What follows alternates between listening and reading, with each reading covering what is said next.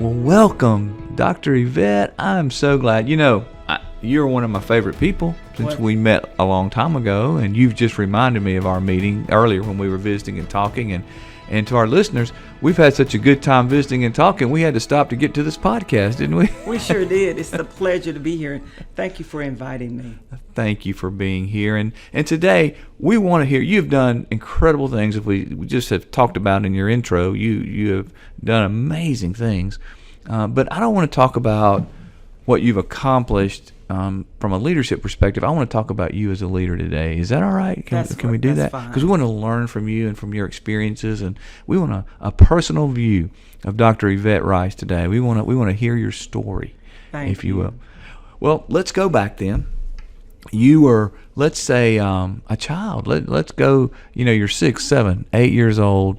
Tell us who were you, where were you, and what was life like then? Okay, I grew up in Decatur, Alabama, and along with my parents, Maurice and Annie Harris. And my mother was more the disciplinarian than my father. He had a soft heart because he had 2 girls, no sons. Oh my! I had came from a legacy of family with wonderful, strong grandmothers, which was wonderful for me growing up, and grandfather, my maternal grandfather, who was such a strong, loving man. We grew up in a Christian home where discipline was important. Yeah. But leadership and understanding your skills and developing who you should be and were created to be was important to my family. So you grew up in the city, or were you out in the country? We actually grew up in the city of Decatur. Here now, my great grandparents grew up. They owned land in what used to be called, or still probably is called Belle Minor, Alabama. Yeah. Yes. Okay, so the Macklin family still has land there, but my mother and her siblings, they grew up here in Decatur. Mm-hmm. So, all right, now you're around 8. Talk me through this. What's a day in the life of Yvette like? Well, my life in that age group was different. It was interesting. I just give my mother all kind of props because she was a teacher's aide during that time. And my mother wanted to become an educator. So she chose to go to Calhoun to college, to junior college. She got a junior college degree.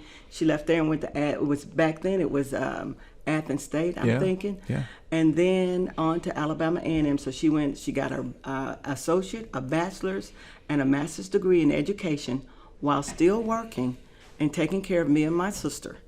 Unbelievable. And so that she could become an educator in the Decatur City School System. Okay, now you're young. You're just a young thing. But that had to be, when your mom was doing that had to be back in the 60s, going into the 70s, yes. So Yvette, what's it like for an African-American woman, female, to say, I want to go to school, I want to go back, I want to become an educator? How difficult was that? It actually, during that time, women were supposed to just take care of their families, that. And some work, of course, many African-American mothers had to work outside of the home. Yeah. But when you think about it, she took a great step because my father only had a associate degree from Calhoun. It was a technical degree. Okay. And for her to pursue beyond that, for some it would have looked like she was usurping authority over her husband, or looking like she wanted to be the ultimate breadwinner. But he didn't see it that way.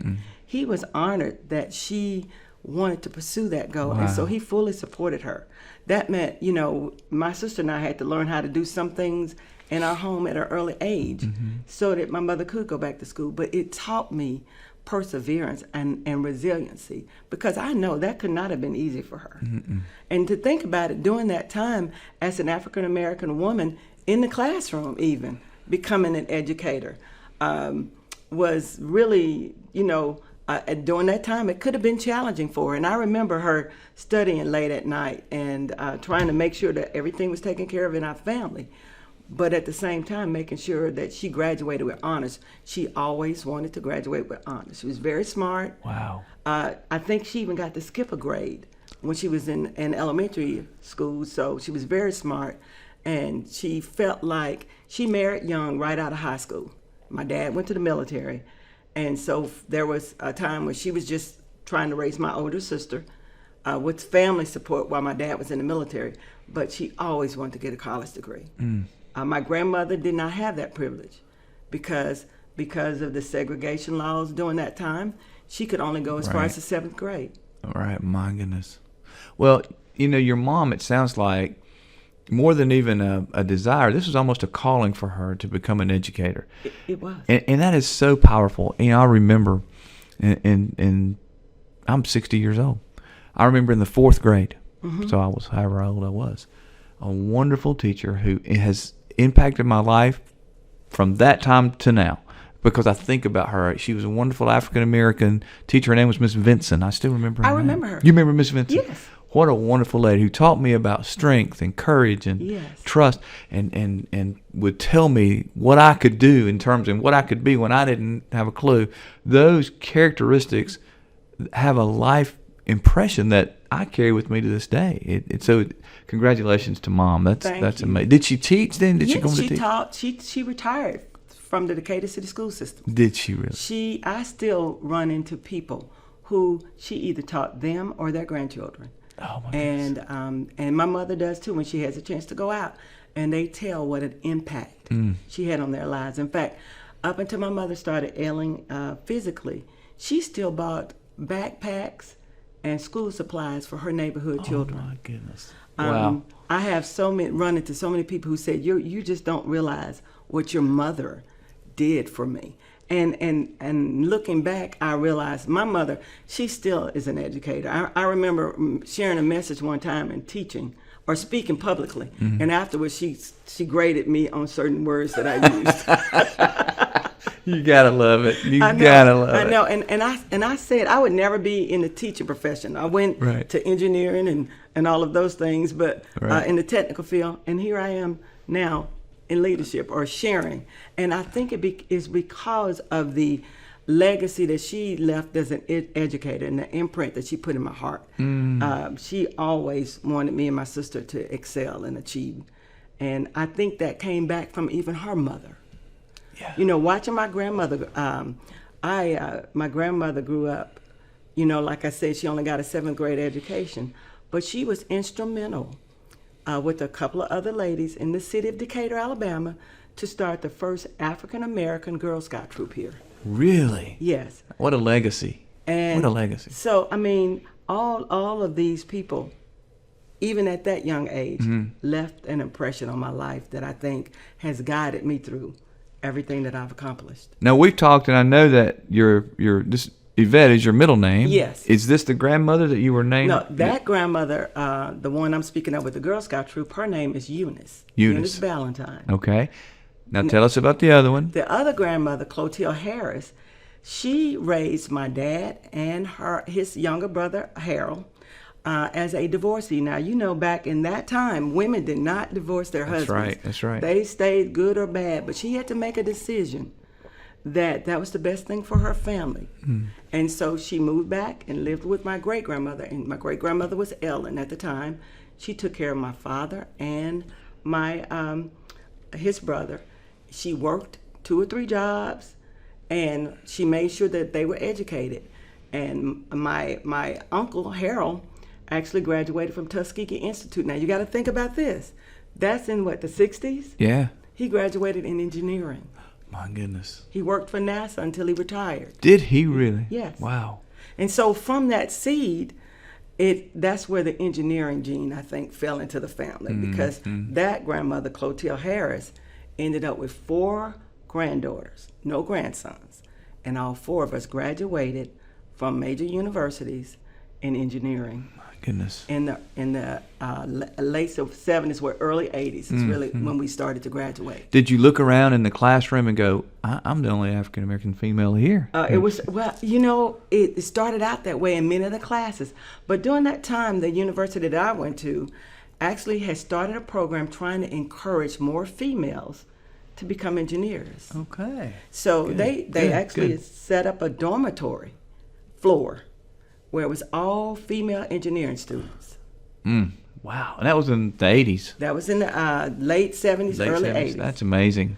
What a journey. So your legacy is you come from a long line of strong determined. Let's go. Let's get this education. Let's do the hard thing. That's kind of your legacy and your heritage, isn't it? Yes, it is. Your parents, grandparents, that kind of thing. Yes, my parents and grandparents. So now, Yvette. Oh, by the way, what did you call your grandmother that was named after you? Clotilde. Clotilde. Oh, her nickname is Mama Clody. That's what I want to know, Mama Yes, Clody. I Mama love Clody. that. And you know, Mama Clody was this woman that was a wonderful cook. Now we would call her chef. When we went to her home, we always ate on real china. Oh my. Cloth napkins. Yes. And the table was always set. And so that was the atmosphere that we grew up in. Wow. As children. I was blessed to have both my parents growing up, but also we would go to eat breakfast with her, or on holidays she'd always have a Christmas brunch. The other grandmother, Mama Eunice, we would go to her house and have Sunday morning breakfast, steak and gravy, homemade biscuits and rice. Ooh, yes. And then we would go back home and get dressed to go to church. Really? Yes. I mean, so family has always been important. So what about Mama Clody? What was your favorite meal? Oh, her she cooked? her turkey and dressing. In fact, the Decatur City, the newspaper here, did an article on her one time. Really? About her Thanksgiving and Christmas dinners. You were blessed. I was. You were blessed. So let me take you back. Now Yvette is a teenager, maybe junior high teenager, and you grow up in this home it's teaching you about education and perseverance, but still, it's now what is it now, the 70s? Yes. What's that like? So another interesting part of my life, when I was in the third, I think maybe fourth grade, desegregation had gone away and schools were integrating. And I had a choice to continue to go to my neighborhood school, which was right down the street, or to go to what was still here, West Decatur. West Decatur. And I chose to go to West Decatur. So I was leaving a very comfortable environment to be in a interracial situation, but I just felt in my heart, I knew it was what I was supposed to do. So I remember us, it was only like maybe 5 or 6 black students in that school at the time, because a lot of the other students still chose to be in the neighborhood. Okay. And I remember being in classes where I was the only African American in the class. Mm-hmm. But I knew I was supposed to do that. I didn't understand it at the time. Mm-hmm. Now I do, but I didn't understand it then. But I got to know so many friends and people outside of the culture that I grew up in. So my life became multicultural. Wow. So from that, I remember when Brookhaven was built. Mm-hmm. And I wanted to be a cheerleader. And the first time I tried out, I didn't make it. I was so disappointed, but I persevered and I kept at it. And the next year I did. Now, and so with that, when I left to go to Austin had never had an African-American cheerleader before in the history of the school. Oh, my goodness. Wow. So I tried out, and the students had to vote during the time. The students voted for who made cheerleader, which meant if I'm in a minority environment as far as the number of minority students, other students had to choose me, and they did. Oh my goodness. I became the first African-American cheerleader Austin High School ever had. Wow. That's awesome. And I think because I made that step back when I was in elementary school, it played a part in me becoming a history maker for the city. Yes, you were. Now, but I have to ask you. So now you made that step and you tried out for cheerleader at Brookhaven, didn't make it, came back, tried out again. But now you're in high school and you know the students are going to vote. What was going on inside of you? How did you overcome that obstacle? Talk to us about what was happening. I had to learn really early that you don't see people as anything but people. My family brought me up loving everyone, no matter who they were. My grandparents and my parents' table was open to anyone who came and had a need. And so that's the way they brought me up. So when I got into was in junior high, well, back then it was middle school and high school, I only saw people for who they were and what they, I wanted to be that person that could unite Yes. us instead of divide us. And I believe that's the platform God gave me back then. I just didn't understand. I was too young to know that's what it was, but it was important to me. In fact, because I felt that pull, I was voted the second year by the cheerleading squad to be the head cheerleader. Oh my goodness! You are kidding me. So I felt like, now you're older and you look back, you think, gosh, that was destiny. But all of it connected. All of it connected. And the key was always see people as who they are. My parents taught me that, to love in spite of, to be kind and tenderhearted. To stand up for what is right, but at the same time, don't overlook that little guy, the one everybody else ignores or passes over. That's right. So that was important to me. All right, I'm going to take a shot at this, knowing you like I think I do. When you decided to go out for cheerleader, and then when you made it, and then you were voted head cheerleader, it wasn't just because you were black. No. You had to work, didn't you? I can just see you. Talk to us about that. What you did. My mother probably got tired of me jumping up and down and yelling and screaming. I learned cheers. I had to do a lot of exercise. And the sponsors that we had were very disciplined back then. I mean, we had to run the track. Really? I remember running track out at Austin High School to be in shape. Some people didn't understand my perseverance. I was persecuted a little bit by some people that did not understand why I was doing what I was doing. And think about it, it was different for all of us, because you have to, back during that time, cheerleaders spent the night at each other's homes. So here this young African American female was going into a different environment, and the same for me. But we made it work, and we worked hard at it. We won national awards at cheerleaders. Wow. Well, you did work hard. We did work hard. And you were the head cheerleader. Yes. That's amazing. So it fell on me. If we didn't win, it was my fault. Wow. If you think about it. So, we had to work hard. We had to do what it took to become that champion in those areas. Yvette, what I'm loving about your story is the reality of discrimination is there, and you talk about that, but there's just no bitterness. Instead, you said you want to be a unifier. That is amazing, and I love your heart in this. You were persecuted. You certainly were discriminated against back in that day, but you've used that to become who you are today. Absolutely. What an amazing story. It's made me a better woman. It's made me a better person. Even from there, when I went off to college, and I know you haven't gotten there yet, have we? No, we're about to. Okay. Let's go there. Let's go there. You're in college. Okay, so think about this. Now, I want to major in engineering. But during that time, you have to remember, in the early 70s, in high school, girls did not take mechanic courses, like the auto mechanics. We automatically were signed up for FBLA, I can't remember, Future Business Leaders of America. Okay, so we had to go to the home ec courses. That's what it was. Got it. They called it home education then, and it was mostly females. I don't ever remember a male being in there. So you have to remember, I want to be an engineer, but I have no background in understanding or seeing anything in 3D. Oh my goodness. So my sister was already in engineering school at University of Alabama, so I went there as well. Right. And so when I get in the classroom, the first thing one of the professors says to me, says to the class, all right, I need y'all to draw a diagram of a flashlight.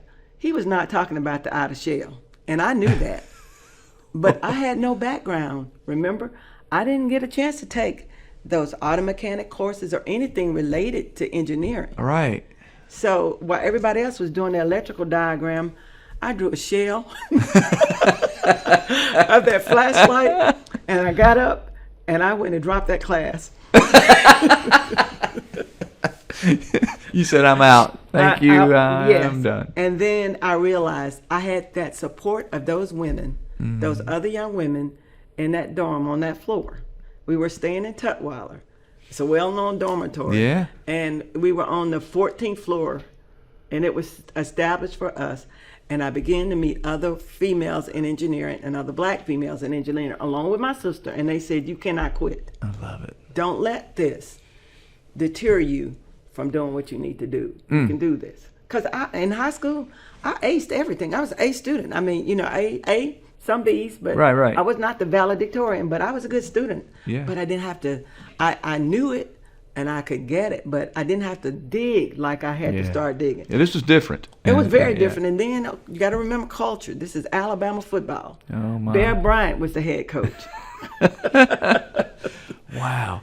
So here we are. And think about, I look at the sacrifices that my mother and father had to make to have two girls at the University of Alabama in the 70s and 80s going to college. It was not cheap. No, it was not cheap. And I look back now, and I know that they had to make a lot of sacrifices for us to be there.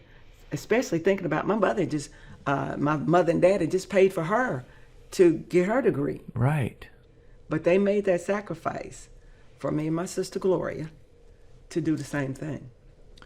My goodness. And now, looking back on that legacy that they provided for you, you appreciate that sacrifice, but you also, I'm going to go back, you could have squandered that. They could have sent you down to Alabama and the university, and you would have, you could have played, you could have thrown that away. I almost did. But you didn't. No, I didn't. I had a fork in the road. There were times when I should have been focusing on studying, but think about it, national championships. And I have to tell you this to get me to that point. My dad never had sons. He only had two daughters. He raised us to know football. I mean, my sister and I could commentate the game because he taught us that. I mean, so I was so engrossed in, think this is a national platform of all of these. The opportunity to see some of the biggest games, Alabama, USC. I think about Notre Dame was coming to Alabama. All of these schools, that's when, during the time of Bear Bryant. So I focused too much on that almost and not enough on engineering. And I had a professor to tell me, you will never be an engineer. Well, wow. Because I was not doing my best. I had to make a choice. I could go home in shame because I did have some scholarship money that I was about to lose. I could go home in shame, or I could settle down and do what I needed to do to finish. And I made that choice to finish. And so I tell anybody now, regardless of what it looks like and where you started, even if you're in college right now and you're doing terrible, you can turn it around and still succeed. But you're going to have to be resilient and persevere. Ooh, Yvette, this is amazing. Listen, you are teaching us right and left all these incredible nuggets of truth that you are living. So you graduated from Alabama, right?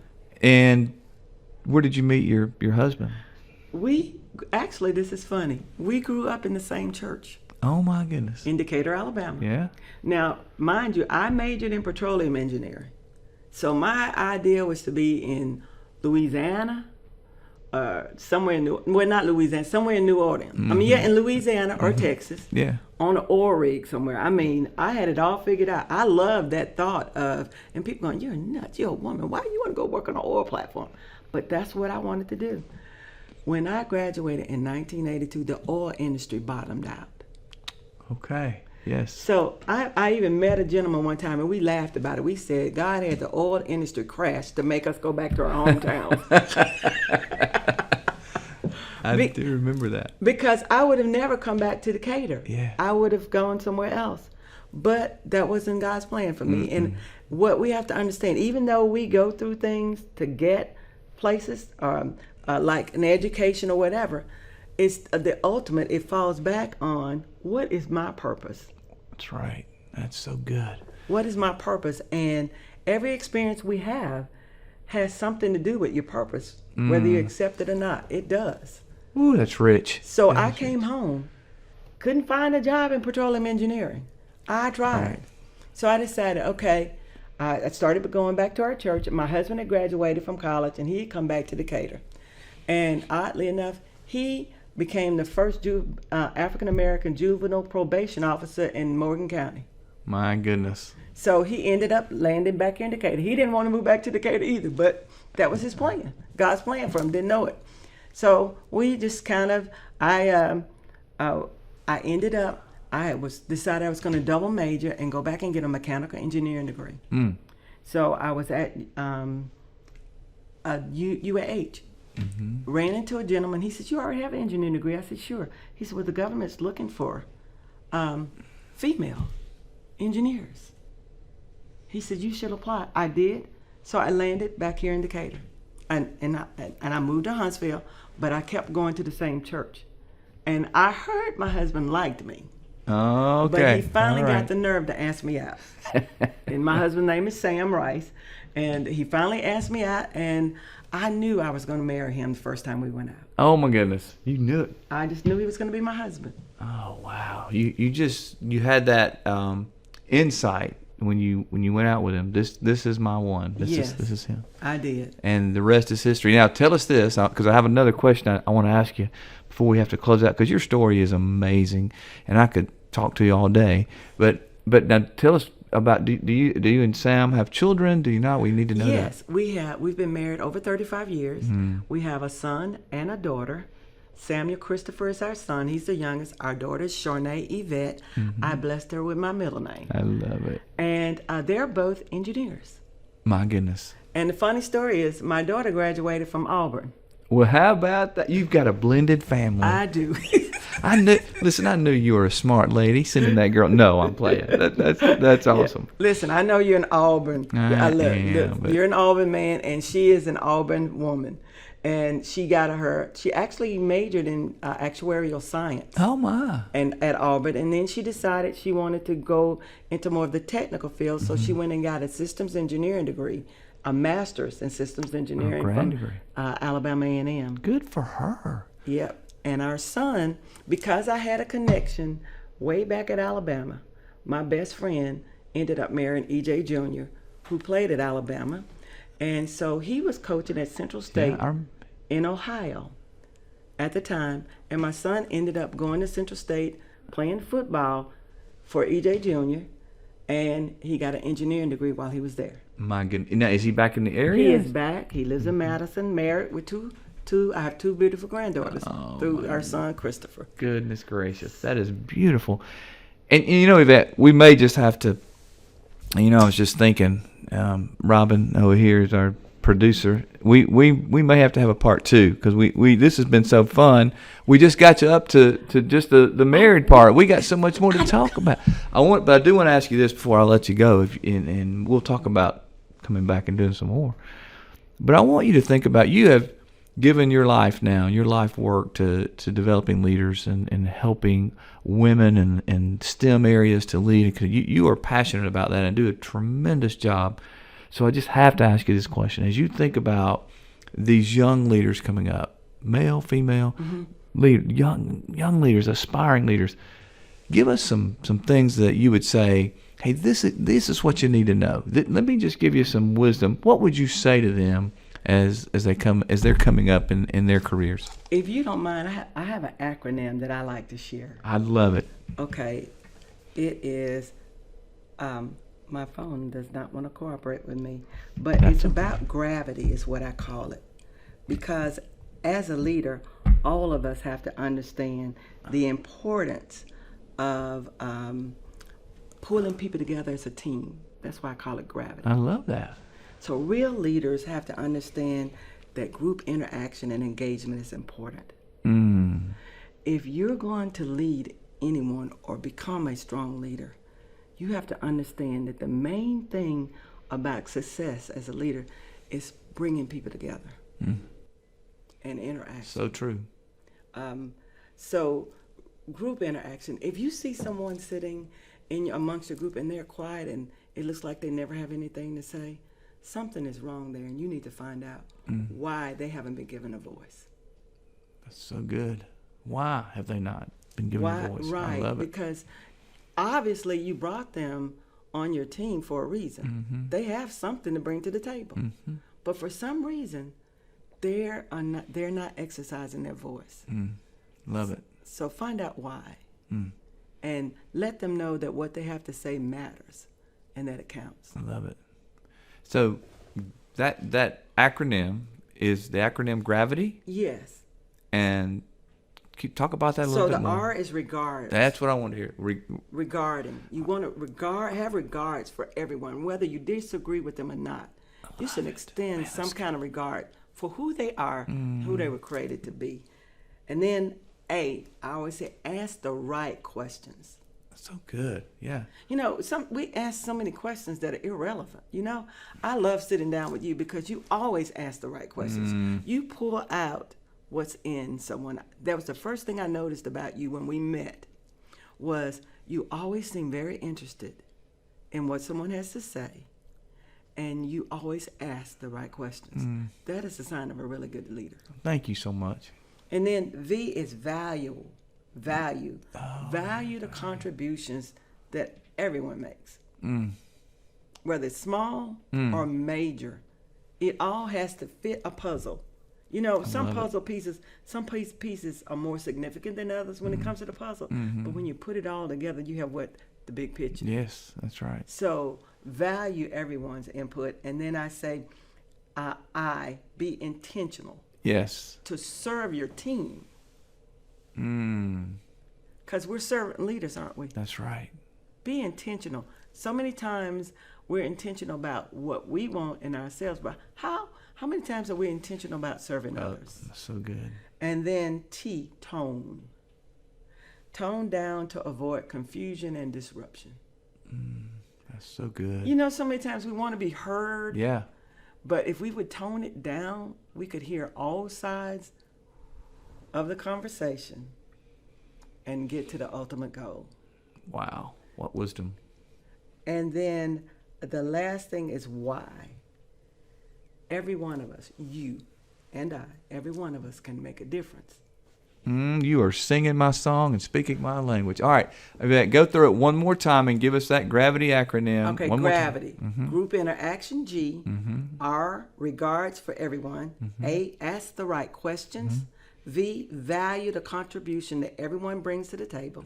I, be intentional as a servant leader. And T, tone down to avoid confusion. And Y, you and I both, we all have to be a part to make a difference. Ooh, let me tell you something, Yvette. For all of us listening to you and how you inspire us, if we can't get inspired by that, something's wrong with us. As they say, if that didn't light your fire, your wood's wet. And I want to thank you. What an honor. Your story is amazing. It's one of perseverance. It's one of taking a chance and overcoming. It's one of understanding who you are and working to become who you are because of the legacy. Wow, what an amazing! It helps me to understand why you're so awesome, even right now, and because of what you've gone through. To say, I'm going to continue to work, I'm going to continue to fight. But we have more to learn, and I hope we can come back and you honor us by coming back and let's continue our conversation. Can't thank you enough for coming today and sharing with us and the gravity that you've given to all of us. I said aspiring leaders, but I've got to get that and make sure I put that so I can see it and remember it. But we appreciate you. Thank you for giving your time today to join us on Crossing the Line. You are an amazing leader. Thank you.